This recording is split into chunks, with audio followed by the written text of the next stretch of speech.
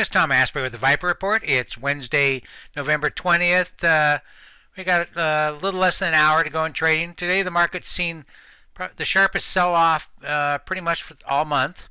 There was some disappointing trade news. You can see this hourly chart of the S&P 500. It got whacked pretty good, down about 0.5% right now in the day.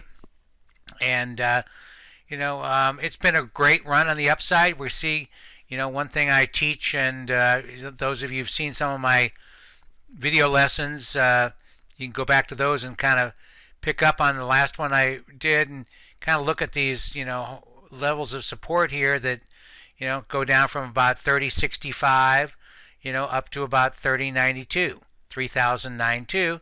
So the low so far today has been 3091. So we've already come into the first support level. If we're not going to get a trade deal, we could see some overnight selling as well. So this could last a bit of time. As you can see right now, the Dow's down 129 points, been down as many as 200. S&P is down a little over 12. NASDAQ 0.5% essentially. Small caps are holding up a bit better, and the VIX hasn't really moved too much, so that's not too bad a sign. You can see the intraday action here. This is the trade news that I talked about earlier. Those of you who've seen my earlier emails note that in the October lows we had a nice new buy signal.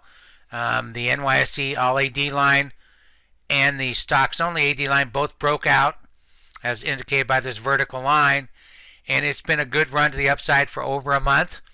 So a pullback would not be surprising. After today's action, we may see one of the AD lines turn negative, but right as of yesterday's close, all 6 are positive.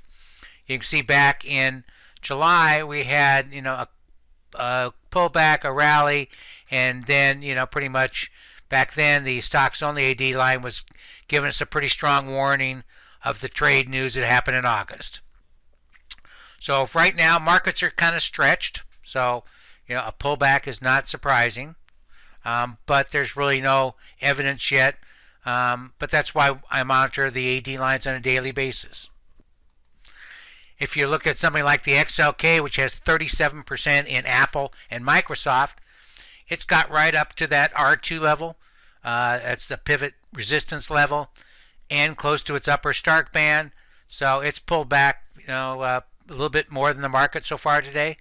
It's got really good support around 82.50, 82.62, etc.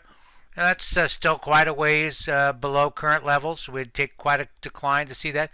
The initial support is right at 85.41. So I do think that this, if we get a stronger pullback, it will definitely be a buying opportunity. But then we'll be looking to target, the support levels based on the various techniques that I teach about. I got a few questions last time about my mentoring Advanced Decline Line course. Advanced Decline Line course just teaches you about the AD lines. Pretty much 6 hours of an intensive training. And if you go to viperreport.com, you can see this Tom's extensive Advanced Decline Line course, tell you all the details. I prefer to do it 4 continuous weeks, so I won't be starting a new session until after Thanksgiving, and then follow-up training after that. I also do mentoring. You can Tom at viperreport.com. You can contact me. I have some clients that I work through their portfolio, monitor them, help them with stops, also, and others who want to run their trading ideas by me so I can give them my thumbs up or thumbs down.